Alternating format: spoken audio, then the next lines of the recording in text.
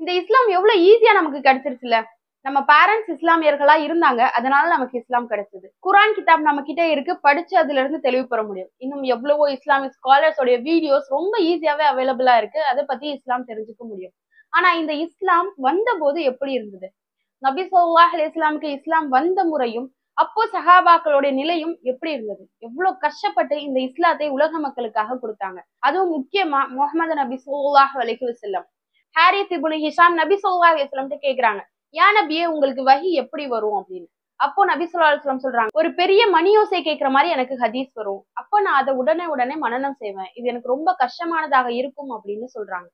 ஆயிஷா ரலியல்லாஹு அன்ஹா அறிவிக்கிறாங்க, ஒரு கடும் குளிர்ச்சியான ஒரு நேரத்துல நபி ஸல்லல்லாஹு அலைஹி வஸல்லம் வஹி வந்ததுக்கு அப்புறமா அவங்க நெற்றியில வேர்வை இருக்கும் அப்படின்னு சொல்றாங்க. ஆனா நம்ம இன்னைக்கு இஸ்லாத்தை ரொம்ப லேசா எடுத்துட்டு இருக்கோம். ஃபாலோ பண்ணலாம், வேணாம்னா அதை விட்டுலாம், இந்த நிலைமையில நம்ம இருக்கோம்.